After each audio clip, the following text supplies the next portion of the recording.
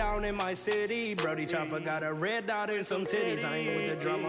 I'm just tryna touch a milli. I'm a addy dropper. Cause on my mama we get busy. Plug pull up with the pack and I ain't even bust it down. Couple minutes on my phone, I promise I'm gon' get it gone. I stay solid, I get caught, I'm fighting till they sit me down. You get caught, you singing like a nigga in the studio. Brody sold the whip for 1,000 cause we just slid in it. I really make a house call, fuck if your kids in it. Been through some shit that's why my heart too froze. You ain't living what you rapping in a studio. You get your noodle blown, fucking with the opposition. My brother making decisions on anybody that's dissing. With the quickness, I'ma make a decision, I'm on a mission. You tripping, thinking we missing, I'm shooting up with precision. Red beam on the barrel to give myself some assistance. My brother come through like sniper, he knock you off from a distance. Big foe with no foe, I'm balling just like a piston. We get the... Damn, heard it's another man down in my city. Brody Chopper got a red dot and some titties. I ain't with the drama. I'm just tryna touch a milli. I'm a addy dropper. Cause on my mama we get busy. Another man down in my city. Brody Chopper got a red dot and some titties. I ain't with the drama. I'm just tryna touch a milli. I'm a addy dropper. Cause on my mama we get busy. Plug pull up with the pack and I ain't even bust it down. Couple minutes on my phone, I promise I'm gon' get it gone. I stay solid, I get caught, I'm fighting till they sit me down. You get caught, you singing like a nigga in the studio. Brody sold the whip for 1,000 cause we just slid in it. I really make a house call, fuck if your kids in it. Been through some shit that's why my heart too froze. You ain't living what you rapping in a studio. You get your noodle blown, fucking with the opposition. My brother making decisions on anybody that's dissing. With the quickness, I'ma make a decision, I'm on a mission. You tripping, thinking we missing, I'm shooting up with precision. Red beam on the barrel to give myself some assistance. My brother come through like sniper, he knock you off from a distance. Big foe with no foe, I'm balling just like a piston. We get the... Damn, heard it's another man down in my city. Brody Chopper got a red dot and some titties. I ain't with the drama. I'm just tryna touch a milli. I'm a addy dropper. Cause on my mama we get busy. Another man down in my city. Brody Chopper got a red dot and some titties. I ain't with the drama. I'm just tryna touch a milli. I'm a addy dropper. Cause on my mama we get busy. Plug pull up with the pack and I ain't even bust it down. Couple minutes on my phone, I promise I'm gon' get it gone. I stay solid, I get caught, I'm fighting till they sit me down. You get caught, you singing like a nigga in the studio. Brody sold the whip for 1,000 cause we just slid in it. I really make a house call, fuck if your kids in it. Been through some shit that's why my heart too froze. You ain't living what you rapping in a studio. You get your noodle blown, fucking with the opposition. My brother making decisions on anybody that's dissing. With the quickness, I'ma make a decision, I'm on a mission. You tripping, thinking we missing, I'm shooting up with precision. Red beam on the barrel to give myself some assistance. My brother come through like sniper, he knock you off from a distance. Big foe with no foe, I'm balling just like a piston. We get the... Damn, heard it's another man down in my city. Brody Chopper got a red dot and some titties. I ain't with the drama. I'm just tryna touch a milli. I'm a addy dropper. Cause on my mama we get busy. Another man down in my city. Hey, what's up, everybody? This is the El Nino Podcast. I'm Eladio Nino, and this is Real Everyday People. So before we get started, you already know I got to give all my credit where credit is due. Big shout out to the Detroit Lions. They did their thing. They was busting them boys' head. Return to sender. You hear me? Tennessee ain't have shit coming in Ford Field yesterday. You know what I'm saying? And, I was grateful, man, that I had the opportunity to actually go to the game. My brother invited me, man. Had a great time. Was definitely dope. It seemed like every 5 minutes we was touchdown. I loved it. 52-14. Can't beat that, man. Got to be proud of that, man, for sure. And just watching the city grow like it is, man, everything evolving, you know what I'm saying, from the environment to the mindset of the people of the city, you know what I'm saying, like I really love seeing it happen for us, man, you know what I'm saying, because, there was once upon a time where ain't nobody want to come to Detroit, you know what I'm saying, and, clearly there's some people that ain't caught up with the progress that we've got going on, but, at the end of the day, man, fuck them, we gonna move forward with or without them, you know what I'm saying, especially in Southwest, man, we used to not having support, now we support one another and we move forward, you know what I'm saying?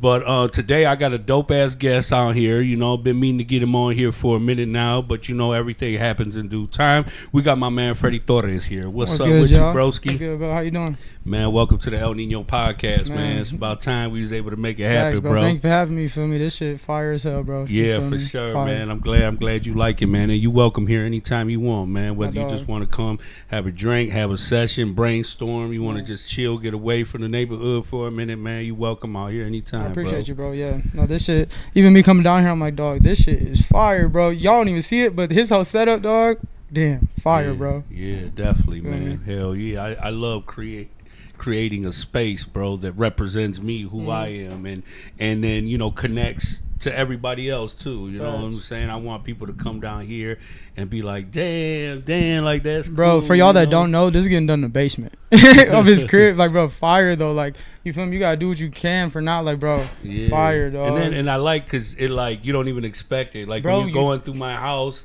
you're like, oh, that's really nice. And then you open the door to down here, it's like, oh, it's shit. like straight business, straight work. I fuck with it. It's a vibe for sure. Yeah, no doubt, man. So let the people know a little bit about yourself, man. Who Yeah. you are, where you from, what it is, and what it ain't. You know. Right, I got you. What's good, y'all? So my name is Freddie Torres. I go by HisOptics on Instagram. I do all kinds of like photography, video work, YouTuber extraordinaire, and many different, you feel me, boundaries and whatnot. But yeah, from Southwest Detroit, you feel me, born and raised type shit. Grew up over there like right by Honeybee, you feel me, and then I would be in like down Clark and whatnot. That was like really where I stayed at type shit. Went to Earhart Middle School, went to Western. Okay, Yeah, that's dope. you feel me? Yeah. Shit like that, you feel me? My family's kind of a bigger family too in the hood. I feel like, at least by like my area. We was talking the other day about being Romero, and my family, bro. For sure. My uncle Jason just told me that we like cousins. I was like, what? Oh yeah. Jason Wilson. Yeah, that's my uncle. Sure. I was like, that's bro, my what? guy. But- Yeah, he was the first one to react. As soon as I put the flyer up, he's Yeah. like, man, that's family right Yeah, there. I was So, like, yeah, damn, that's what the hell? But yeah, Southwest small for him. But yeah. Yeah. So, what was it like growing up, bro? Like, let's talk about childhood, a little bit Yeah. about your parents and things like that. Yeah, let's get it. So basically, I was raised by my mom. She raised 4 boys. You feel me? My dad got locked up when I was in kindergarten. He got out when I was in my freshman year, and then he went right back in the next year, and then he just got out last October. So he's been out for like a year now, but he stays in Boston now. In Boston? Yeah. So shit. he basically came from Puerto Rico on some shit, on like witness protection and whatnot. Feel me? Some shit happening over there. Had to go to Boston, and then from Boston came over here when he was like younger, and got into some gang shit, and you feel me? Got locked up. But raised by my mom, my grandma. We stayed off like right off 17th, so it was like grandma's house is where we stayed. All the cousins came. And you feel me? That's basically Man, grandma's house was always headquarters. You feel me? Know what I'm saying? every time. Grandma's, it was like a little orphanage. Bro, no cap, bro. We Mijo, are you hungry? Are you tired? And whatever. You all know the time, what I'm and then saying? all the cousins coming over and shit. We playing manhunt down the whole block and shit. Like we going crazy. Yeah, I ain't gonna lie, but for sure missed them days, them older days. But yeah, a little bit. Yeah, definitely, man. That's sweet. So, did you have siblings and things like Yeah. that? So I had 3 brothers, 1 older brother, 2 younger brothers, and yeah, Okay. Yeah. All right. and then mostly just cousins and shit. So, while your father was away, did you ever maintain a relationship with your father at all? Not really. It was like he became that person on the phone who would yell at me. You feel me? He wouldn't be like dad. It's like, oh, here your dad's calling. A disciplinary. You feel me? But it's like, how does that work over the phone? You feel me? So he tried his best, and my mom tried her best too. But no, I was a bad kid growing up. You feel me? And like really fucking bad actually. And I think it was a big part.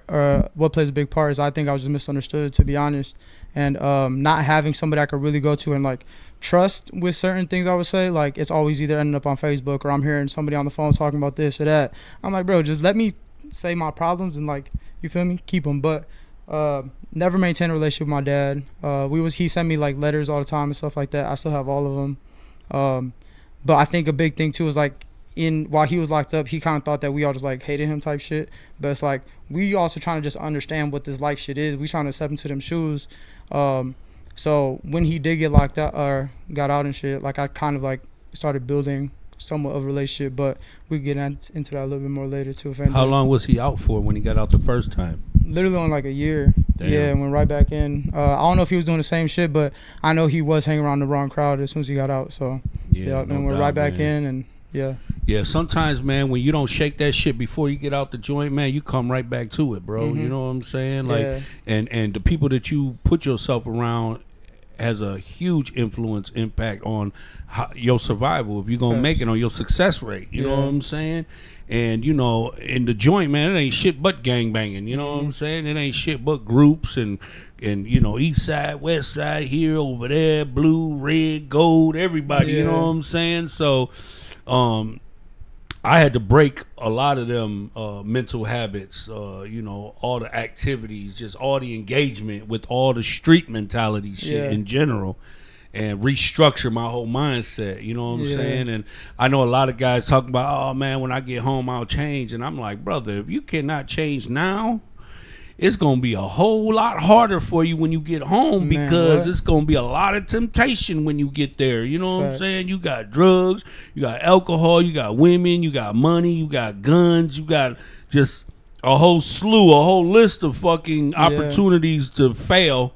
And if you don't discipline yourself now, then when you get home, you might fall victim to that shit. You know what I'm saying? And even like, because there was like a big gap between like us even like having a conversation.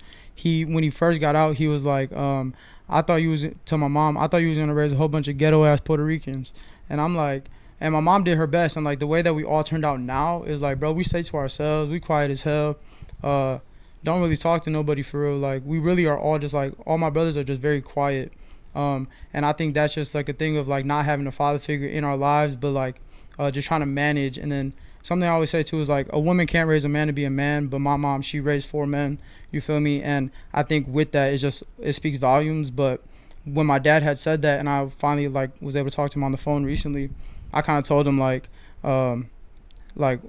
just, I mean, not even telling him a certain thing, but just how I'm speaking to him, he's kind of like, what the fuck? Like, who are you? Like how are you talking to me like this? And it's not even in a bad way. It's like, I know you've done wrong, but like kind of just accepting it and moving on. Like, how could we build a relationship now? I don't even know you, dude. You feel me? So how could we just build on something? You feel me? Yeah, and I mean, you know, I like to think that, you know, for the most part, I pay my dues. I pay my debt to society, you know, but karma works in many different ways. And, you know, I did 17 years in prison, and I pretty much raised my sons from in prison, you know what I'm saying? And I would say probably the last three years, you know what I'm saying, you know, they were growing up. They were a certain age now. They were 15, 16, 17. So, you know, they started having better things to do than to, you know, answer the phone for dad, you know what I'm saying? And, you know, but I didn't think nothing of it. I say, you know, that's all part of growing pains. Them guys are young. They got their own life. They're going out, you know, whatever. I'll be home soon. And then when I came home, out of nowhere, they just decided they didn't want shit to do with me. You know what I'm saying? And so I feel like I'm still paying. You know, I'm still suffering. You know what I'm saying? And I hope that, you know, one day sooner than later, you know, that'll change. And I hope my sons will change their mindset, because, you know, they're like 22 and 25 now. You know what I'm saying? And I'm like, you know, I just feel like they're missing out. I'm missing out. You know what I'm saying? Like, and like there's always going to forever be a void in my life, in my heart, you know, without them. You know what I'm saying? And then I always think, like, what if they never do? You know, what if they never come around anymore? I think, what if they're content with that shit? Like they feel like they don't really need me. You know what I'm saying? And it's like, damn. Yeah, I think the biggest part of that too is like something I had to tell my dad was like, you just have to worry about you right now. And it might sound like a dickhead thing to say, but I think the biggest part of it is like just understanding that you not being in their lives has affected them. So moving forward is like knowing that, is like letting them be their own man, and they know one day deep in their heart that they can't be like, fuck you forever, or I don't, whatever. Because my older brother, that's kind of on the tip he's on with my dad right now, where he just don't want to talk to him. But I'm kind of almost being that like that cushion for my dad, at least, even though like there was no cushion for us, you feel me? But it's like, if you could be better, and which I am, like, then be, you feel me? So I think with my dad is like talking to him and him just listening and understanding what I'm saying and breaking things down for him, very like wise and very mature, like how I said, like he doesn't know who I am. So me talking to him how I do is like, bro, it really just takes time to kind of just understand, because like I know like when did you get locked, like how old were you? I was like 21, 22. I got Yeah. locked up in 2002. I got released in 2019. I've been home like 5 years. Yeah, so my dad, he was locked up in like 2008, got out like 2016, so like 8 years type shit. Mhm. I was in kindergarten when he first got locked up and shit. So it was like weird. Like we would go to the prison and see him and whatnot. We would talk on the phone, but then he became like that person on the phone that would yell at us. So I'm like, okay, why do I gotta listen to that? So I just stopped answering the phone, and then time goes on, and just figuring out this life shit is so weird, dog. Like you really don't know what's gonna happen. But I think especially for you, even going in at 21, my dad was probably around that age too, probably 20, 21 ish. But saying this to say is like you guys didn't really have the chance to go through your 20s and like figure out life. It was like life, this is what it is and this is what life is now. You feel me? You see these four walls, you get a tray and that's that. You feel me? So I think that there's still, even you getting out of jail and whatnot, you still have some growing to do because you didn't even get your 20s. You ain't getting none of that. So all my 30s, shit. I Yeah. spent all my 20s and 30s in prison. I got out when I was 40 years old, bro. Yeah. You know what I'm saying? And then came home to a whole new world. Yeah. You know? No, literally, bro, when my dad first got out, he literally was walking to my grandma's house, and I don't know where he walked from, but he was walking there in shit that he was wearing in 2008. I'm like, bro, you feel me? Like, bro, he got, bro, baggy ass shit. Like, he got the collar shirt that's baggy as hell, all brown. Bro, walking just down the block, and I'm like, what the fuck? But I was on the same shit, bro. Everything I wore was like big as fuck. And I was just like starting to feel out of place. I felt outdated to the motherfucker because everybody else was like, you know, some of the shit I didn't, you know, because some of the shit's too tight, too fitted. Bro, that's literally what my dad said. You He's know like, what I'm saying? I'm like, man, I don't know. I can't have my shit bulging out and all this shit. But then, you know, I started wearing nice fitted things. You know what I'm saying? Not like loose and baggy, but something fitted. You know what I mean? And I embraced it, and I like it. I'm comfortable with it. You know what I'm saying? I like that's the some fitted shit. look. Whenever my dad calls, he's like, "You ain't wearing no tight ass jeans, are you?" But like my fits, like they really just be baggy. Like I really just be chilling. I feel like that's what my fits always be giving. But yeah, that's like, you feel me? And it's just really history repeating itself, because like back in the 80s you had all the rock hair bands and shit, and all they wore was skin tight shit. That even disco eras, you feel me? Like, hell tight as hell. Yup, definitely. So you know, it's just really now we getting back to that baggy shit. Yup, definitely. Yeah, I mean, even like back in the days growing up in Chicago, like Jinko jeans was like a real big thing. You know, a lot of bombers, taggers I used to hang out with. Ravers. I went to my first rave in Chicago, you know, but everybody had the Jinko jeans with the big ass bell bottoms and shit at the bottom. Yup. But yeah. I mean, that's dope, bro, that you got to experience, you know what I'm saying, different traditions, different cultures throughout, you know, different generations. Yeah, you know? no, definitely. And then I mean, I think right now my biggest thing is just I think I'm still in the coming of age, because I'm 22 right now, so I think that I'm on some shit where it's like, how can I be the best man possible without having somebody that was a figure in my life? Because even like older cousins and shit, and a big thing that I always say is like, I've never had somebody to look up to. I have a lot more people that I don't want to be like than I do want to be like, and I think that's like literally speaks volumes also, because it's just like there, like, we weren't exposed to no gang shit, we weren't really like in that shit, but everything always pops off at grandma's house, you feel me? So me living there, like, you see shit, there's shit that you don't want to see, there's rides you don't want to be riding along with, shit like that. And there was never really a great example for me. So one of my bigger things recently has been like, how can I become a blueprint for other people that don't really have shit, you feel me? And one of my biggest goals, at least, is to show black and brown kids from the city of Detroit that we're able to do the other shit we see other people doing, you feel me? Because like everybody else is like, and it's not that they're able to, they work whatever the fuck, but at the same time, bro, it's like there's way more mayonnaise around than there is motherfucking barbecue sauce.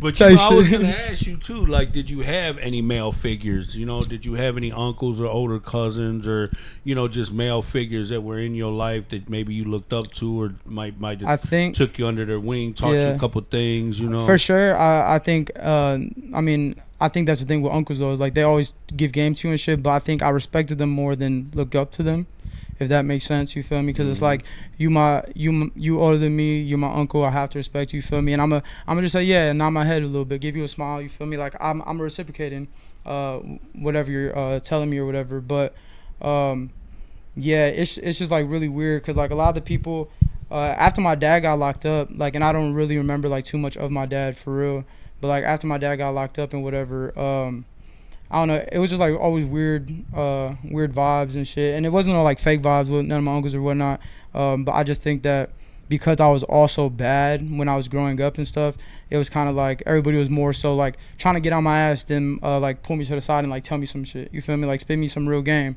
But I mean, my Uncle Tony, my Uncle Ray, like there's so many of my different uncles, cousins that I call uncles. You feel me? I think it's a lot more respect for them. But I think something I had to do was step outside of their view of life and start living for myself. And I think that's how I got into this artist shit. That's how I started doing random shit. And I think now they respect me for doing me and not following in any of their like footsteps. Like, you feel me? They led me down the wrong path sometimes, but like always, it's like walking in snow. You feel me?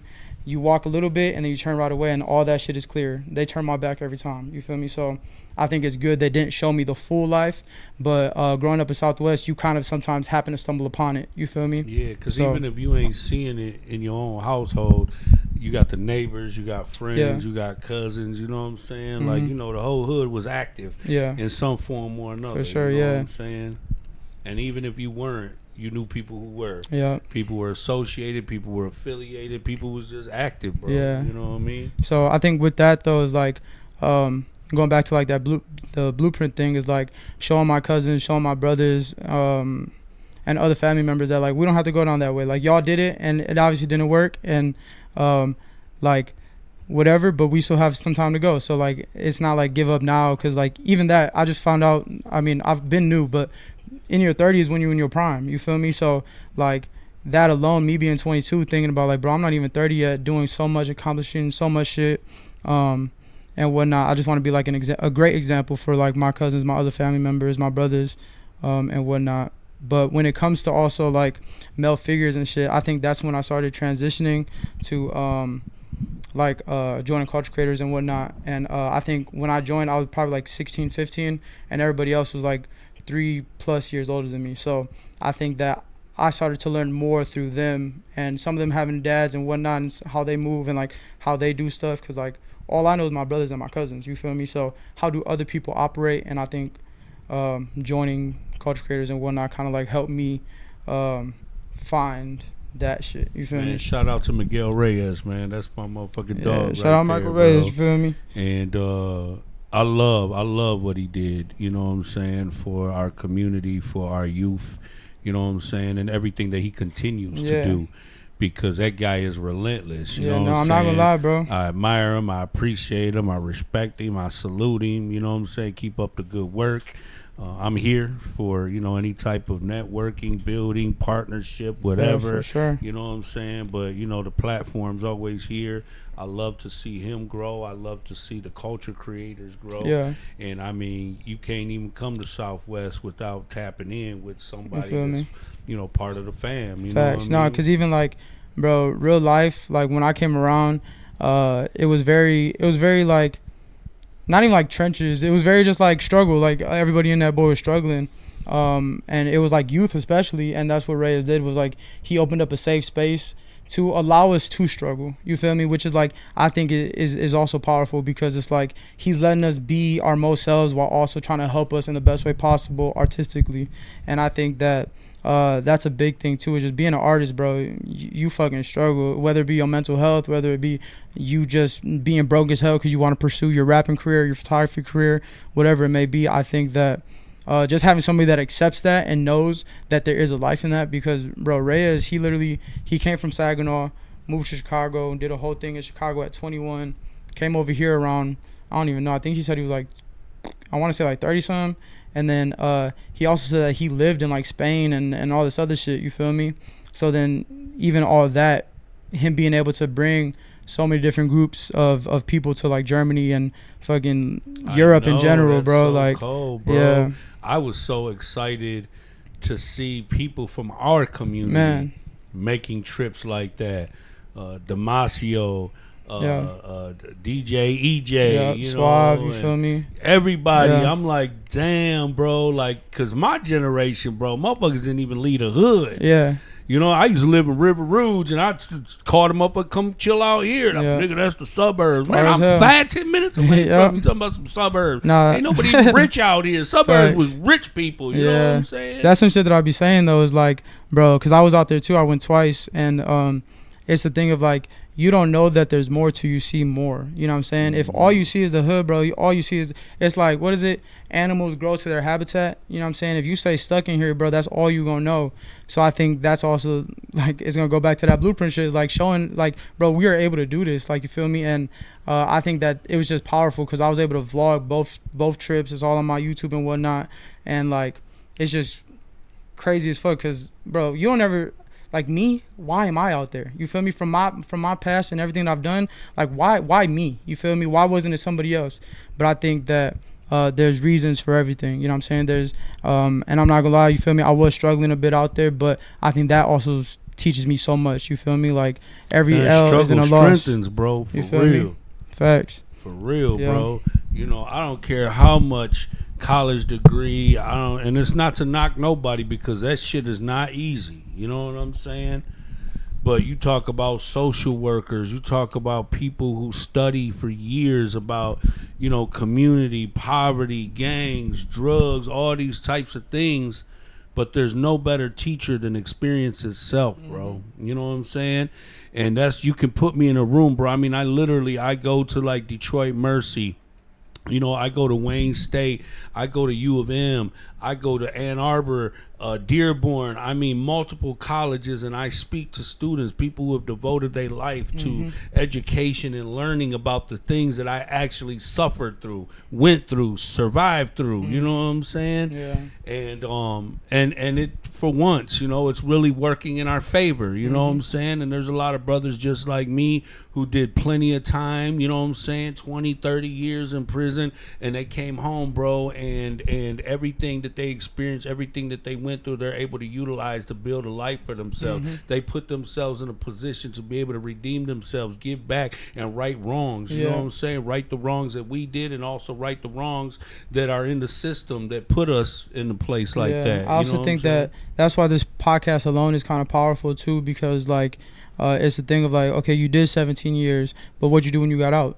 Did you just let that shit eat at you, or did you do something? And obviously you did something. So I think that anybody else that watches this that has been locked up and whatnot, this is for sure a great example of just like doing the thing instead of thinking about doing the thing. And I know every artist, especially myself, I get stuck in that, like just thinking about doing something or telling somebody you're gonna do it, and then you never really finish it, or you start it and then that's it. But I think that this podcast alone, it just shows like you're able to do some shit, and then you also open up. You get very vulnerable. You let people know who you are. You're not scared to let people know the shit you've been through or how many years you got locked up, and you're not like, there's no shame in you explaining like what you've been through, because that's your life, like that's your story. Yeah. And I'm able to heal from it. Yeah. You know what I'm saying? People who aren't healing don't want to talk about it. They don't want to speak. They can't get up here. You know what I'm saying? Because, you know, especially people from my generation, just because we were raised different, bro. You know what I'm saying? Like, you know, they were raising boys to be men, you know, to conduct themselves like men, you know, and we were only kids. We were children, you know what I'm saying? And, you know, we were always taught that, you know, you can't, you know, not to share your feelings, not to share your thoughts, not to share your ideas with nobody, because you don't know who you can trust, and you can't trust nobody with your secrets, because one day your best friend will get mad at you and then they're going to use it against you. And you know, and you don't want to trust nobody with telling them your feelings, because it's a form of weakness. You know what I'm saying? So men were deprived of the opportunity to talk about or discuss anything, because we was forced to be macho men. Yeah, no, you know facts. what I'm saying? Even as kids, and it did a disservice to all of our generation. Yeah, no, I could definitely tell, because even like, I mean, and not like, I know like bad shit, but I could just tell that, because even my uncle, you feel me? Some of my uncles, like they still like very hard body and just like very manly man and whatnot. But I think that it's kind of a plus side, I feel like, of not having a father figure and having a lot of men that you respect around, because you kind of pick game from everybody, you feel me? And then having my mom is just like, women are emotional creatures, you feel me? So I think I've learned emotions and understanding emotions, and became very emotionally intelligent in general, just so I could understand how somebody else is feeling, like, and it don't make you a girl, it don't make you pussy, you feel me, like shit like that. Like, I think one of the strongest things is knowing how to control your emotions. So if you're emotionally intelligent, then you know when, and you know when not to do something or say something out of pocket and shit like that. And to know that it's okay to be conscious of your emotions. Yeah. That's one thing we weren't allowed to express, was emotions. You know what I'm saying? And that's why I feel like there was always so much domestic violence, because men didn't know how to deal with their anger. They never healed from their trauma. They didn't know how to communicate. They didn't know how to express themselves. So they just got angry and would just lash out on people, and lash out on baby mama, or lash out on girlfriend, wife, or whatever the situation is. No, I'm not gonna lie with that. Like, and so in my house, right, there was not really a lot of affection. There was like, nobody was really saying I love you to anybody. Like, it was just like, oh, you feel me, whatever. It was never know what's up in the house. Like, we just walking past everybody, not even talking to somebody. That's like terrible. The whole day in the crib. Yeah. So it's like, I didn't really learn love till I got in my first serious relationship, which was like my senior year or some shit like that. And we was together from 17 to 21 basically. And on some shit, that girl taught me how to love, you feel me, because she comes from not like a perfect home, but people were saying I love you, you feel me, and I'm like, what the fuck is this love shit? Like, I've never heard that, and obviously not fully, but like, nobody's ever said that. So she was low-key one of the ones to help me like say I love you to my mom, you feel me. My mom wasn't saying anything to me for real, but that's like a lot of bullshit that happened in the past with us and whatnot. But as we've grown, like, whenever I'm leaving or whatever, it's a be careful, I love you, da da da. But it's like, I was that person, kind of like, and I wasn't getting no like domestic violence, but I was that person who didn't understand emotions, so I would lash out and I would yell, and we got very toxic and shit like that. So we ended up parting ways and whatnot. But I think that she taught me so much, where it's like, it's not on no like hateful shit towards her, it's on some shit where it's like, thank you, because I probably wouldn't have like found a way to control myself if it wasn't for, and it's bad as fuck, but you have to do some dumb shit to like learn, you feel me. Yeah, sometimes you have to suffer. There's love, like they say, you like, gotta pay the cost to be the boss, man. There would never be hate if there was never love. There would never be peace if there was never, you feel me. There's so much shit, like everything contradicts each other, and I think that just knowing that the sun shines after it rains, I mean, you feel me, that shit, as long as you know that, bro, you get through any day. I'm not gonna lie. Feel me? Oh yeah, no doubt about it, bro. You know, and when we talk about communication, it's not even just the way you communicate with others, but the way you communicate with yourself. You know what I'm saying? The feedback, you know what I'm saying? Even learning how to pray, you know what I'm saying? I tell people, you got to learn how to communicate with God, and you got to be, assertive about what you want, you know what I'm saying? Because God going to answer your prayers, you know what I'm saying, when he's ready, but you got to know what you're asking for. And I learned that while I was in prison. I sat down with a Christian guy, and the guy was just like, man, it's all over you, man. Like, you know, you look stressed out, like you're going through it, this, that, and the other. And so I started to, you know, just kind of vent a little bit to him. You know, he kind of opened up the door for me. So I was just telling him a little bit about what was on my mind and shit. And I'm like, damn, bro, I keep on praying. And it just seems like my life just keep getting harder and harder. Like, I'm not understanding this shit. You know what I'm saying? And he was like, well, shit, if you don't mind me asking, man, you know, what do you ask God for? And I'm like, strength. I'm always asking God for strength, you know, of course. And he was like, well, that's the thing, bro. You asking for strength. He was like, when you want to get strong, what do? I say, you go in the weight pit, throw on weights. He said, exactly. So if you asking God for strength, he's putting more on you. He's putting more weight on your back. He's putting more on your chest. He's putting more on your plate, because that's what you asking for. You want strength. This is the way he makes you strong, by putting you under pressure, to putting you through obstacles and challenges and testing you. I said, holy shit. That is crazy. He's been answering my prayers. I wanted strength. He gave me struggle. You know what I'm saying? I said, nah, I got to learn how to talk to God right now. What I got to be like, Lord, I need a break. You know what I'm saying? I need to chill. I need some peace of mind. You know, some shit like that. I need a $5 hot and ready. I'm very cautious when I ask for strength, because I'm like, Lord, I already know I'm gonna go through it. With that, speaking on God and stuff, like I was never raised religious. So my mom and them, they was all like baptized and whatnot, Catholic, and my dad I think my dad wanted us to get baptized some, but my mom was like, let them decide when they're older and whatnot. And I think that was like pretty smart, but at the same time, it's like now, it's not that I don't believe in God. It's been like, I forgot the word. It's like agnostic, not the other one, not atheist, and not, there's one more. It's not that one. It's another one that don't nobody know. But it's when you believe in a higher power, but you can't label it. So I know that there is something, and more than recently though, I've been getting a lot more signs, because like I've been feeling lost. I've been feeling down. I don't know what the fuck is going on. I wake up one day, it's Monday. I wake up the next day, it's Monday. You feel me? So recently I was trying to go to sleep, and there was a lot on my mind. So I did pray, and it's because there was a whole bunch of signs and shit of just like God popping up literally everywhere around me. And I'm like, it's whatever, you feel me? But then I finally was like, okay. And I started like doing more research and a little bit more just like videos and shit. And I read this book. It's called The Artist's Way. And she talks about God, but she's like, if you don't want to call it God and whatever the higher power is, call it good, orderly desires. So whatever you're manifesting, whatever you're doing, like as long as you're doing it to something and have faith in general, that's basically what it's telling you, is to have faith, whatever. But all of these things are kind of like pushing me to like, bro, I don't know what this God character is, but I'm starting to believe that he is more real than ever now. And I don't know if it's because I've been going through more hardships or what. And it was like, you feel me? I don't know, but for some reason now, even like you saying that shit is like kind of like a thing of like, what the fuck? How you know how to say that shit? Or how did dude in the cell know how to tell you that? For you to say 20 years later or whatever the fuck to somebody else, for real, you feel me? That might be needing it, you know what I'm saying? So and that's a conversation, bro, that started there and has evolved. I had shared that conversation that we just had with multiple people, and the same thing happened to them happened to me. The light bulb went on, bro.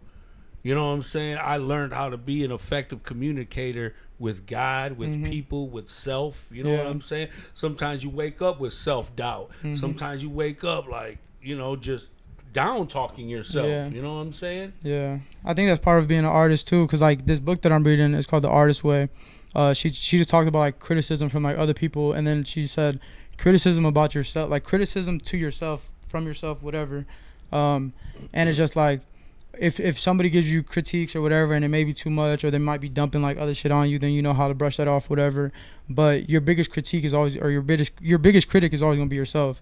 So I think that even just waking up and doing some affirmations, or praying, or reading a book that's all positive, or going on a walk, starting your day off with something that is positive. And I'm not gonna lie, like I've been saying, like I've been lost, I've been down more than recently, been sleeping in, shit's been ass, like I don't know what's been going on, but I just been pushing, like I've been in fucking auto, you know what I'm saying? But I think slowly but surely, as I am going through whatever phase this is right now, whatever I want to call it, I think that the end result may be me believing in God. And if it's not fully or all the way, I think it's safe to say that he is real. You feel me? And definitely. I don't know. It's still kind of like a breakthrough though, of like, I don't know if I could label anything, but it's not I don't know, bad thing. It's just I don't know, and that's the part of like, bro, learn. You know what I'm saying? And in order for God to really be able to work in your life, man, you got to do your part too. You know what I'm saying? You can't just ask for some shit and then it goes beyond prayer. You know what I'm saying? Prayer is where it begins, and then you got to roll your sleeves up and put it into work. You know what I'm saying? Manifest it. You know what I'm saying? You know, you can't just sit there and, oh Lord, oh God, please help me, and then sit there and do not nothing. do shit about it and wait for something to fall out the sky. It's not gonna happen that way. You know what I'm saying? Like, you literally got to put in work. You got to make it happen. Facts. You do your part and let the universe do what it's gonna do for you. You know what I'm saying? And you know, but I like that. I like that acronym for God. You know what I'm saying? I think that's really good orderly. dope. I think it's for sure like a cushion of God of like, okay, you don't want to label it good orderly desires. You do good and you get what you desire. You know what I'm saying? Like literally, and it's just like you doing, and it doesn't have to be like I don't know, being a simp to something, but like just actually playing your part. That's really what it means, is play your part and you get everything you desire. I think that just it goes way deeper and way farther than that. And you got to be patient and understand that everything in life is a process. You know what I'm saying? And you know me, I've seen what I've been able to accomplish once I really learned how to apply myself. You know what I'm saying? Like I really just watched my life unfold in front of me, bro. And I've been home for 5 years now, and every year that I've been home has been better than the last year. Yeah. You know what I'm saying? I have just watched myself evolve. I just watched myself grow. I mean, fuck, bro. I just pulled in a 2025 Honolulu Blue. Honolulu Blue tracks, bro. The bitch is fresh as hell. And I'm like, you know what I'm saying? Like, I'm just amazed by it, bro, because I never thought, you know, that I was 5 years out the block. And I just, you know, coming from where I'm coming from, dog, I had so much more against me than for me, you know what I'm saying? So, you know, I definitely, you know, thank God, and I give myself a pat on the back, you know, for overcoming all that shit, because there was a lot of shit that was sent to destroy me, bro. Like, and everything was just based on one decision, you know what I'm saying? The one decision that sent me to prison, and then the other decisions to keep me in prison, you know what I'm saying? I mean, you know, if everything was systematic, bro, I should have been dead or in prison for the rest of my life, you know what I'm saying? And although I did go to prison for, you know, damn near half my life, you know what I'm saying, I still came out on top, bro. You know what I'm saying? Fire. And, you know, just to be where I'm at today, like, I have more than I ever had ever, you know what I'm saying? And I always felt like the only way I was ever going to have anything was by selling drugs, you know what I'm saying? Because that's what I grew up around. That's what you know. What I'm saying? Nobody had credit. Nobody had bank accounts. Everybody was hustling. Everybody was surviving, you know what I'm saying? And I just took them same skills, bro, and just applied it to working and grinding and networking and building and prioritizing and stuff like that. And it's like, you know, look at me now. Once you do that, like, even when I was younger, one of my biggest things I would tell myself is I would be in the entertainment business one way or another. And I think slowly but surely, like, I picked up a camera. I started doing YouTube on, like, Minecraft videos and random stuff like that. And then time goes on, I join Culture Creators. They give me my a camera, and I'm around taking pictures of artists and whatnot. And then, like, years later, I get good at this shit, and I just keep getting better. I started going overseas, touring. I was in DR, whatnot, all these other things. But it's even opened up way more opportunities of, like, my vlogs or other things, seeing my personality. Like, I've been in 3 short films. So I act and whatnot too. That's the shit. That's dope. But with that is, like, bro, the art of showing up is way more powerful than anything, because, like, once you show up to everything that you want to do, or even if you don't want to do it, I think showing up somewhere, being in sight of somebody, or networking in general, like, that's how I got most of the opportunities that I have, is just, like, really just showing up and then manifesting the shit for real. Like, I really came a long ass way of, like, not having shit, like, at all, you feel me, and having my own camera, having my own setup at the crib, to just all that shit. It's just fire as fuck, you feel me, just showing up. And bro, since I've been home, bro, every event in the city, in Southwest, it don't matter where, everywhere I go, you're there, bro. You know what I'm saying? Everywhere I went. And I just recently did my first vlog. Shout out to my boy Hollywood Street Savage. Man, he spent the whole day with me, bro. We did a prison cook up. He did a vlog on that, and then he did an interview with me as well. But it was just reversed, because he was asking me the questions now. You know what I'm saying? Oh, that's fine. And I rarely, you know, get a chance to really tell my whole story. So it was cool. It was different. And, you know, he just been putting out all the little reels and shit like that, and it's, like, really dope. But, you know, because I never really understood what a vlog is. Like, I'm still learning the lingo, you know what I'm saying? And the best way to, like, break it down, at least a vlog, is, like, one video log.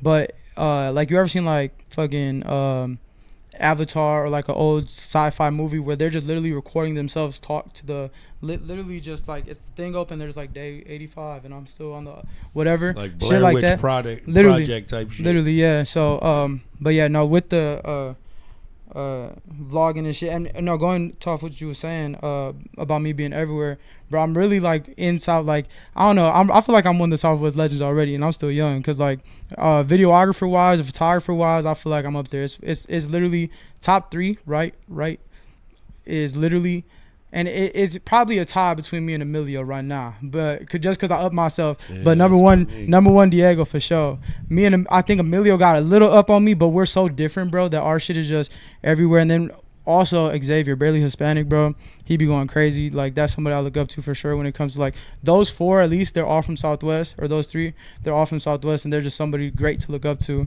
Definitely shout out to Emilio Cuevas. Yeah, man. shout out, man. And then I actually been talking to him. I want to do a documentary on my story, my life. You should know that shit would be hard, bro. That shit would be fucking fire as fuck. And I just think like monumental in a way of like, you feel me? Like, you did so much after you came out of jail from like shit that you just didn't even know was possible. Like, bro, how does somebody who wasn't even really around technology come out and fucking have a podcast? Like, you feel me? Brian Ruiz. You feel me? Legal Aliens Podcast. Facts. You know? I'm Shout like, out. Shit. I just, you know, getting my job, I got a laptop, because honestly, that has probably been the biggest challenge for me since I've been home, is dealing with technology, bro. I didn't grow up with it, you know what I'm saying? And even when I was young, I wasn't big on video games and shit, because I could never really grasp onto it, bro. You know what I'm saying? I was never good at arcade games. Yeah, I love that. It was easy for me. But I don't know, just me and technology, just, you know, we never seen eye to eye.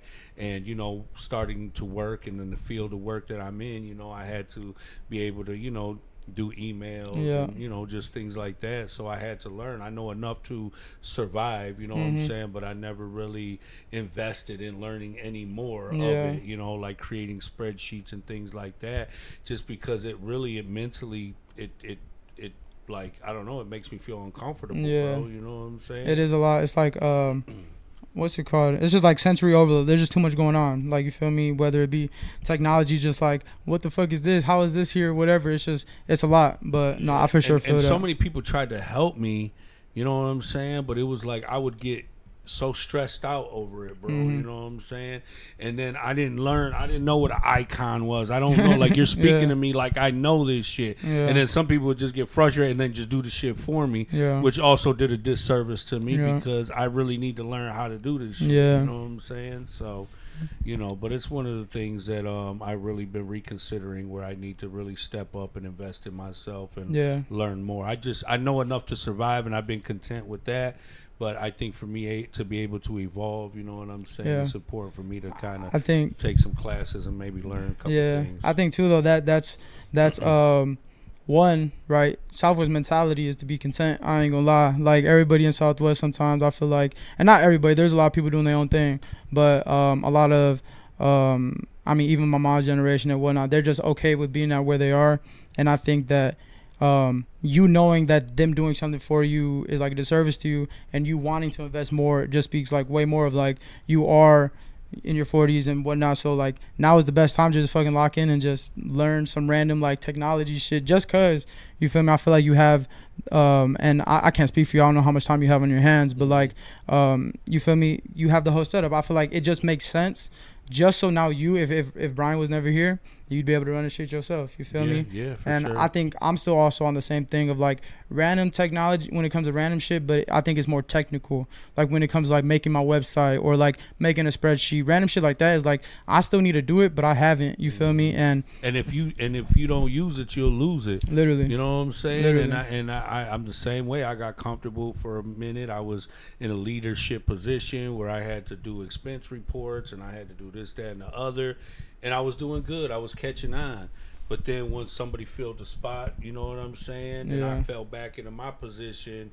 I quit doing it. So then it was like, oh shit, a year later, they're like, hey, can you do this? I'm like, fuck, I forgot the process. Yeah, you know what I'm saying? That's kind of what happened to me when I joined like Culture Creators and shit. Like I was editing Minecraft videos and a whole bunch of like Minecraft stuff.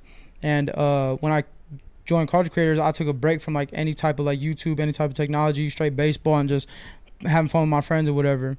And then I joined them when I was like 15, 16, whatever. And then I was like, damn, some of this stuff is sticking with me, or some of it stuck with me, but most of it, I'm like, I got to relearn it. But I'm thankful that I did start kind of before then, and then like whatever. But yeah.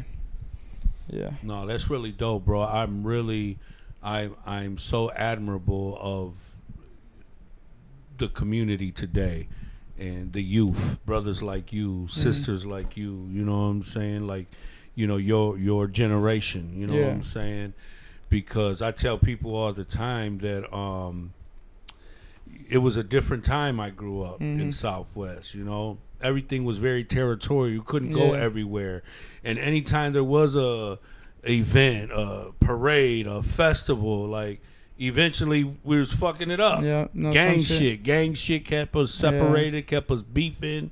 You know what I'm saying? And we could never have a good time nowhere because we were ruining everything. No, I've had my fair share of that too, cause like I was hanging around the wrong crowd doing some photography shit. We went to Columbo's. Not gonna speak on no names, not gonna say none, but at the end of the night, I had a gun pointing at my face, and I'm like, bro, I do photography, bro. Why am I out here with people who ain't even like if you was fucking with me, I would never even be around this. Y'all would never start no shit. But more of it, they beat somebody up, other dude, pistol, you feel me?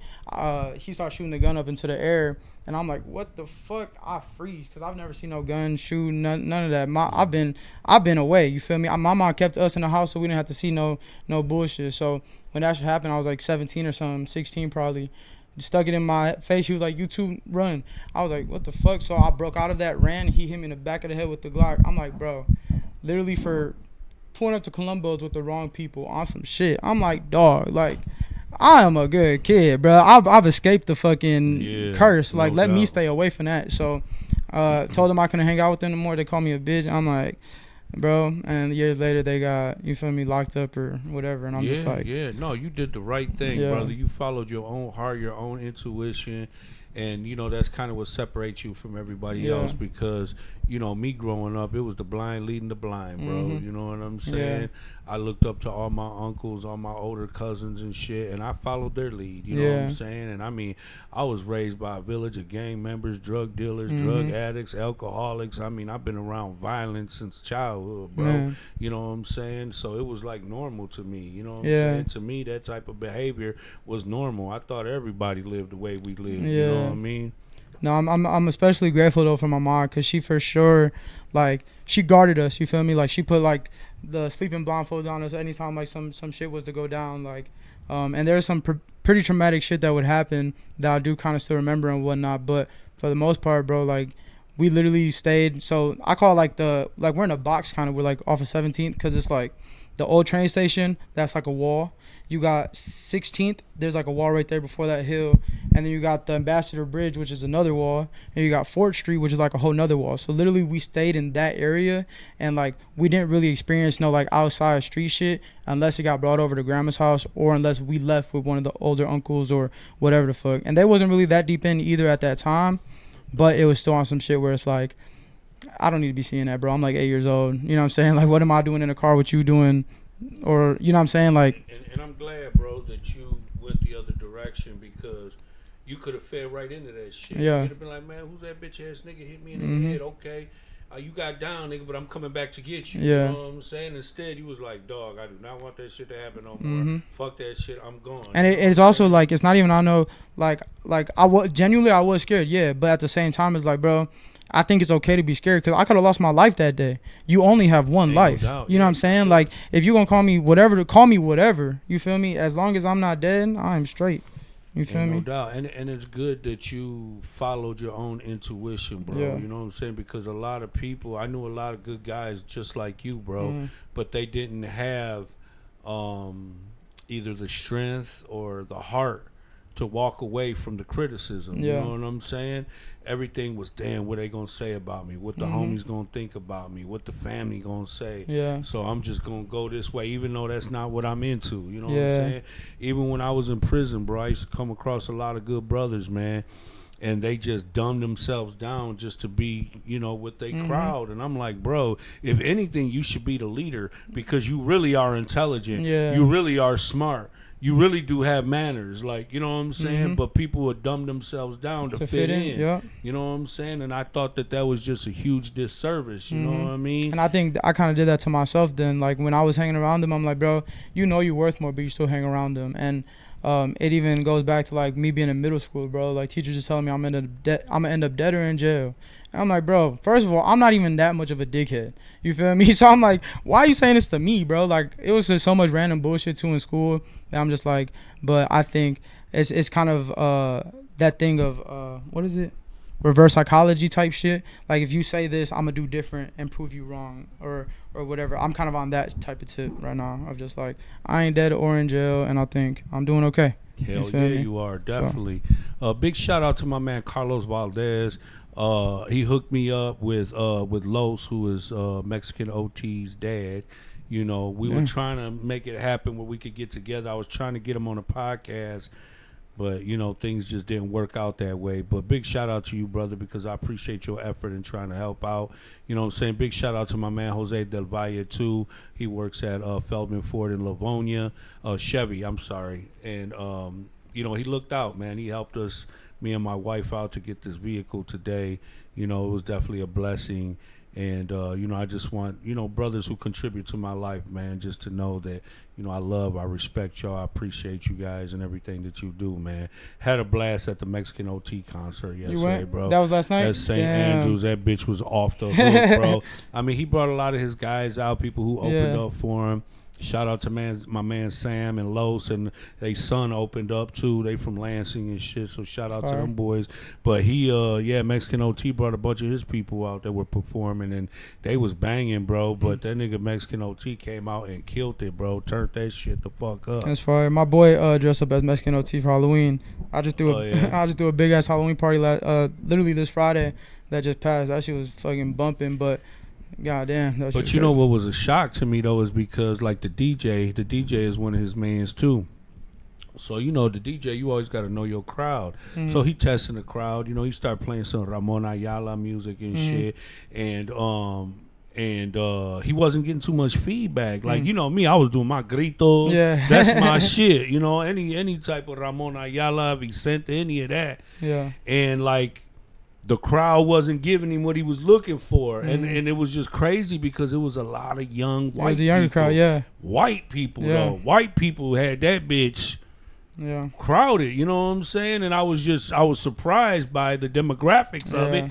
But so he had to take the Ramon Ayala off because, you know, they'll put the mic out. Yeah. And like crickets. Don't nobody know the words, don't nobody know the song, you know what I'm saying? Yeah. Then he switched it up to some new pop shit, and I mean the whole crowd went crazy. And I was like, damn, that's the responsibility of the DJ to know the crowd and to be able to do, you know, to get them hyped. But I'm sure if you go anywhere else, Texas, California, anywhere you play some Ramon Ayala or any, like, they're gonna go crazy. For sure. No, I think that's a big thing with this music scene now, especially like supporters. I think it's gonna be a lot more just like white kids, you feel me? That's just how it be, which is cool. But it's like I think also too though, like Mexican OT, I don't really listen to him, but I don't know if he's really like, I know he's just rapping in this shit, but I don't know if he's really talking like about some Mexican shit, or if he's just like speaking just about whatever he's going through, which is like white people just attach to anything called theirs. So I wouldn't be surprised if you see somebody like Mexican OT that's white. so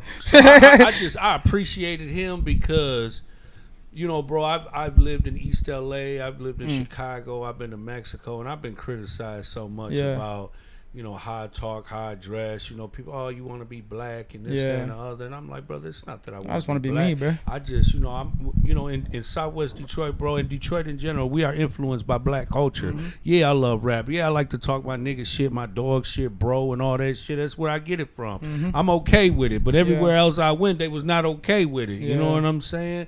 So, you know, I always tell people, man, there's just, you know, there's no place like home, man. You know what I'm saying? I'm very comfortable in my own skin. You know what I'm saying? I know my identity. I know my purpose in life. But that's what I liked about Mexican OT is that he did his motherfucking thing, bro. You know what I'm saying? And he created his own fucking lane. Facts. And, you know, because, you know, back then Mexican rappers weren't like... Yeah, like that, like how he is. I didn't listen to a lot of Mexican rappers, but I mean, I fuck with Kid Frost, you know, Lighter Shade of Brown, you know, High C, them guys that I learned when I used to live in East LA and shit. But, you know, it wasn't like black rap, you know what I'm saying? And even today, but one of the guys, Chingo Bling, I was like, man, Chingo Bling, cold, you know what I'm saying? Lyrical with this shit. Big Pun. Facts. Big Pun was one of the first Latino rappers that I was like, damn, he go hard. Yeah, you know I think Mexican OT, like, he for sure got his own wave right now because, like, I mean, there are other rappers from Texas and whatever the fuck, but I think, like, his character in general, like, even if he didn't make music, I think that he would still be popping just because, like, how he's funny as fuck. Like, he's cool. I've never met dude, but, like, random little videos I see of him, I'm like, bro, you cool as hell. And, like, his music isn't bad. You know what I'm saying? I've never never really listened to it for real. But no, that shit, yeah, Mexican I tea just wish fire. that nigga would have did that backflip. You know, he was going doing backflips. What the at his fuck? time, shit. I'm like, damn, fat ass Mexican nigga who's doing a motherfucking Fred Flintstone flip on Hell that no.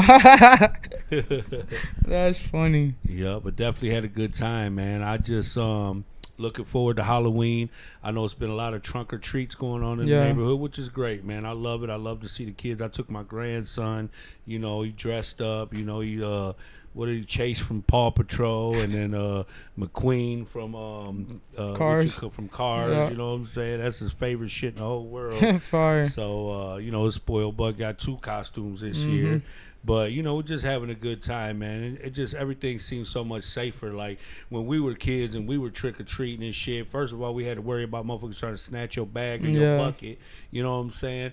And then, like, back then, we was dealing heavy with, like, anytime we got candy and shit like that, we had to go to McDonald's, and they used to run, you know, the metal detectors, or they would trade us out candy and shit because, you know, motherfuckers was doing stupid shit, poisoning candy, putting razor blades in the candy, just dumb shit. Like, who the fuck want to do that to kids? You know what I'm saying? Bro, even whenever we would go trick or treating, like, it wasn't that, like, I mean, it's pretty far age gap, but at the same time, it's like my mom and them was still checking candy because that's what they had to do. You feel me? Yeah. And now I definitely feel that too, where it's like we had Devil's Night. It's way more that too. Nigga, bro. Devil's Night, bro. That was like, nigga, that was crazy shit. Like, the whole city be on fire, yeah, bro. facts. I've For heard about real. that.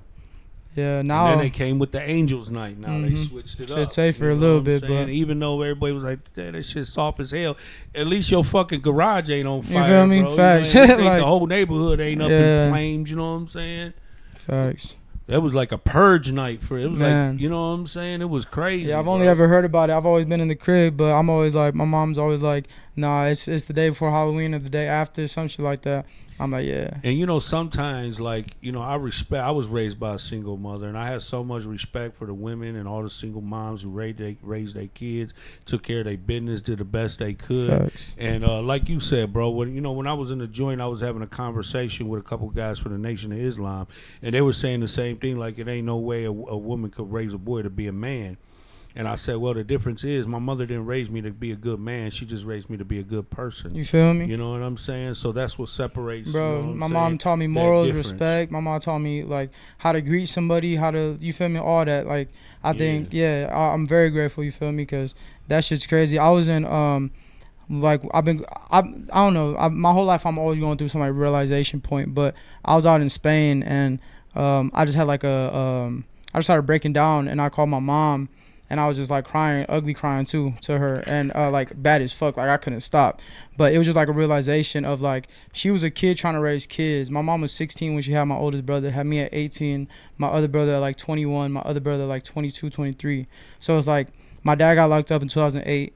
My youngest brother, I think, was like 2007 or something like that. So right after he gets locked up, then my mom is raising us for 8+ years now, you feel me? So, or what is that, 8 + 5, 13, some shit like that, whatever, for bad at math, you know what I'm saying? But regardless, yeah. And that shit was crazy to me too, because when I came home, bro, it was a lot of introverted people, and I'm not used to that, bro. You know what I'm saying? I grew up in the times where everybody had big families. I come from a huge family. I got 100 cousins in the Southwest. And not only that, but gangs, you know what I'm saying? Gangs, we was always 20, 30, 40 deep every day. Yeah. So we were always around crowds of people, you know what I'm saying? We were always around people. And when I came home, it was this whole antisocial, introvert, I hate people, I don't like nobody type shit. And I'm like, what the fuck happened to society? What happened to these kids? And, you know, a lot of times I would try to evaluate, figure out what would happen. And you know, in my generation, a lot of the feds indicted all the gangs, the Spanish Cobras, the Latin Counts, the Cash Flow Posse, like everybody got indicted, and it was just clearing the whole hood out, bro. You know what I'm saying? I'm already hit, and it left the mothers to raise all the kids on their own, and the best way that they could do that was just by keeping them in the house and keeping them safe, because they had seen so much damage that was done to us already. You know what I'm saying? Through gangs, through violence, through drugs, through alcohol. You know what I'm saying? So in order to keep y'all safe, life. They just kept you guys in the house. Yeah. You know what I mean? And you guys, you know, that generation just grew up accustomed to being like yeah, that. like You know very what I mean? like just like not too talkative. Like literally all my brothers and shit like very just low vibe, like just no talk. And that's really what it really is. don't even know how to engage in How to even, conversation yeah. with people. You know, there's a couple of times where I've had younger people on here, and it was hard to engage, bro. I Yeah. couldn't get them. It was like short answers. You know what I'm saying? Yeah. I'm like, I need you to elaborate. I think bro. something with me too is like, bro, low-key COVID was like one of the first years where like I kind of experienced that like just getting like into a shell. Like once I came out of COVID, or like once COVID ended and stuff, like it was really just me and my girl at that time. Like we was just stuck with each other the whole time. So how do I talk to somebody else, or how do I be normal to somebody else? Like, it's just weird because like I don't know, but we was all trapped in the house. So once I got out, I became like socially awkward a little bit. But I think slowly, like I've always been the hyper kid, the one that's always talking and stuff like that. So I think just breaking out my shell, breaking that eggshell, and just popping back out of like COVID isn't who, like, you feel me? We was fucked up during that time, but like, yeah, we could pop out our shell now. No, man, listen, COVID did a lot of damage to society, Yeah. bro. You know what I'm saying? Like, I was supposed to graduate that year. Yeah, it's people still recovering from that shit, Yeah. bro. You know what I'm saying? People still catching it too, which is crazy as hell. Like, Yeah, bro, I thought just shit had was it last month. Yeah. Shit. I thought shit was over, but I'm like, bro, But it's crazy because they was like, yeah, you get 4 days. You know what I'm saying? I was like, damn, when we had COVID before, you got 2 weeks off, bro. man, yeah. Give me, hey. I'm like, what's changed? Y'all Yeah. done found the cure, or what's going on, man? Y'all playing games. I don't know. I need that check though. They using people as, oh yeah, I need. I need that definitely check. Give me that another stimmy. unemployment, Need man. another stimmy. Some shit. That shit. We ain't got shit coming. That shit I'm was a telling you highlight. that I ain't right gonna lie. PPP loan scam. It's like, that's funny. Man, this Yeah. people, the boy, they got down, boy. Man, They got all no kinds of cap. bread. Boys was So much stacked the bread. fuck up, for real. I don't know if they ever had to pay it back or what, man. If but they- I know, and I- shit, they balled out during Shit, that. if they didn't get caught, I know a few that didn't Hell get caught. yeah. Which is Hopefully cool. they did something good with their money. You know what I'm saying? saying? Not yet. They invested in Dogecoin or some shit. Shit failed. So let's talk about HisOptics, man. Yeah. What is it? How'd you come up with the name? Who inspired you, you know, to get involved with videography, photography, all that stuff? But yeah, so HisOptics, I came up with the name in like my sophomore year. I had a random plate and a Sharpie, and I just started drawing like me with a camera, and I didn't have a camera of my own at the time. And I'm just trying to think of like a cool name, you feel me? And I'm like, what sounds cool? And I'm like, HisOptics. And then like when people ask me what it means, it's basically just like his perspective, his point of view, his life, what I see in my eyes, basically. And my motto is like, perspective is what makes art, because like whatever I do with this form of art or this medium is art, and you can't tell me that it's not, because you just can't tell me that it's not. It's my shit. You feel me? But so when it comes to like inspiration and shit, I think it's really just having artists around me that nobody else was like nobody else was capturing, you feel me? So when I was at Culture Creators and whatnot, we was like building a farm, just like when I first came around. We were putting a whole farm together, and I was like vlogging everything. It was on some like GDYT shit, Grow Detroit Youth Talent or whatever. Mm-hmm. So I was doing that with them. We was literally shoveling dirt from one lot into a truck bed, and then moving it to the garden, redigging the dirt out, building everything then and whatnot too. But yeah, I think the biggest inspiration in general was just capturing it was capturing artists in their element, but I think in general now is me just capturing anybody in their element of like, because bro, my thing is like, right, I'm 22, so when I'm 35, I want to look back and see this shit and be like, damn bro, I was dope as hell, you feel me? I want a story to tell my kids, like all this type of stuff. So I'm very just on my shit for the future me and my future kids, because I'm like, bro, ain't no way like I'm not gonna have no legacy to live, you feel me? Like no doubt that lives about on. it. So Yeah, for sure. that's kind of HisOptics in a sense, a little bit. Yeah. Yeah, I love it, dope. It's I think it's dope. You know what I'm saying? It's Thank you. very creative. It's yours. It's yours. You own it. It's yours. It was your idea. That's your stamp. Yeah. You know what I'm and saying? I think also now like me moving out of, or me moving more into like this YouTube scene, and I mean me just being me instead of a camera, because I think I had to break out of that too. Is like people only want me to pop out with my camera whenever I got my camera on me. They want to see me with it, whatever. So I started doing like different avenues, whether that be modeling or acting or doing this YouTube shit. because his optics isn't just like photography. His optics is literally me, like it's what I see day to day. So if I'm seeing, like if I'm modeling, that's my life. You feel me? That's his optics. That's like, you feel me? So even right now, I got my camera set up because I'm like, I'm gonna pull some little clips from this and just throw them in a random vlog not years later, but like, you feel me? And just put into a whole collage. Cause did you get some good footage at BY's birthday party? Oh yeah, bro. I got so many good photos, so many videos and whatnot. Yeah, I'm just waiting on a song for him to send me so I can edit it. But you have business cards and stuff like that? I don't have business cards, brother. You gotta get business cards, bro. Because I mean, I'm assuming you make money, right? Off your craft? Yeah. Okay. Yeah. Yeah. So I've as you should built out business cards and whatnot, but I've just never really like put the extra step into the order of them because I don't know why. I'll build them out and then I'll never order them. But what I did was they got these new like tap cards, so I bought like a whole pack off of Amazon. So if I'm ever networking, like I was in South by Southwest this past March, and I would just go up to random people like, hey, what's up? You want a picture? It's free. All you gotta do is follow me on Instagram. They're like, yeah, how do I get the picture? I'm like, just hit me up on Instagram. They pull their phone out, I tap the card, my thing pops up, they follow me.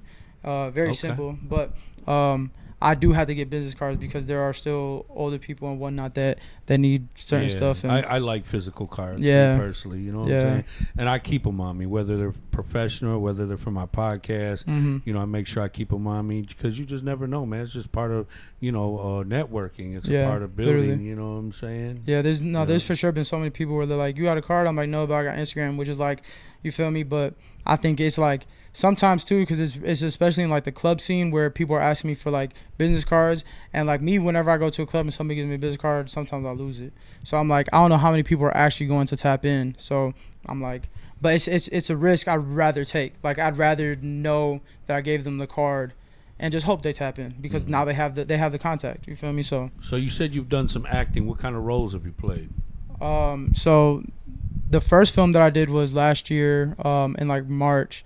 I was basically playing the director in a sense. Sorry, I was playing a director and the director's role of like him when he was younger and shit. So it was basically like they were selling the crib. His dad had died, and I was like younger him or him now seeing his dad, and it's like a whole deeper story. But that's how he represented it, was like his dad's death. The second film I was in was a 48-hour film festival thing for like Wayne State. So I just got some random text like, hey, I heard you acted in the film before, you want to come do this thing? They filmed it the day of I got the script, so it was like very just whatever, and then they had to edit it the next day and get that out, so it was very bad. This third one though was like, this is like the one, I'm not gonna lie. This is like, I hopped into a different bag of just like method acting, and one of my favorite actors is Jim Carrey. I have a few other favorite actors, but Jim Carrey is like number one. And he basically got stuck into the role one time, and he just couldn't break out of that role. And me seeing that, I'm like, okay, me knowing not how to get there, but me seeing him do it, how can I kind of do that? So then I kind of like started breathing in and out, hyperventilating myself and like whatever. And it was kind of like weird, just like weird breath work that kind of like helped me get into a zone. So this film is a zombie movie. And it actually premieres this Wednesday in Detroit too. So that's dope. Yeah. So basically it's a zombie movie, and I just sharing the information to it, the links and all that, so people can tap in. Yeah, I got you. And then I got all of the stuff on my Instagram also right now. But yeah, no, I'm just like excited for people to see this shit because it's like another kid from Southwest doing. I mean, the kid from Southwest doing the same shit, just bettering his life. I'm just like, I want to plug you in with my man Sonny from Sunnyville Productions. I mean, and he's always looking for Latino talent. He's always looking for Latino actors. You know what I'm saying? He's an actor and he's a director, producer, all that stuff. Shout out to my boy Diesel, my man Dominic Ovando. He's did the McGraw Ave, you know what I'm saying? I think that, you should reach out, or I would like to plug you in with the people I got to see where you can fit in, especially if you have the time, because that's the thing, it's very time consuming. You have to have the time and the passion to actually want to act. You know what I'm saying? I think, I'm very, like I was saying, like in front or behind the camera is where I want to be. So I think that literally any opportunities of acting, photography work, whatever it may be, always shoot them my way, because like Yeah, I think even that too is like, I think somewhere along the lines I've wanted to be an actor before anything. So me stepping into these shoes now is just like, it's kind of fire. Like really living out the dreams of my 12-year-old self. Like I've never That's really dope. thought That's I, dope, you man. know what I'm Good saying? for you, man. That's living a fulfilling Yeah. life. But let them know where they can find you at, bro. You feel me? Y'all can catch me on Instagram, YouTube, OnlyFans. Sorry, no, Instagram and YouTube at HisOptics. You feel me? Do all kinds of photography, video work. I can shoot your wedding. I can shoot your bar mitzvah. I can shoot your whatever y'all need. I got you. You feel me? At HisOptics. Everywhere I go, he there. He You shooting. feel me? You know. Everywhere. Gotta show up. Yeah. Listen, brother, I appreciate you coming Of course, through, bro. man, Thanks for sharing having your me. story. I want to be able, to have a platform where people can see you in a different light. It's people only seeing you in a certain environment and know what you do, but they don't know who you are. You know what I'm Facts. saying? So, thank you for sharing of yourself. Big shout out to my brother Zoe at LA Landscaping. Big shout out to Brian and Mario at Yeah. Legal Aliens Podcast. All my people who show me love, show me support. Thank you so much. I'm grateful. I appreciate it. I'm always going to try to bring you, guests with good stories, give you something to, like to put the light bulb on for you, But much love to everybody, man. Stay safe, man. Be kind, be respectful.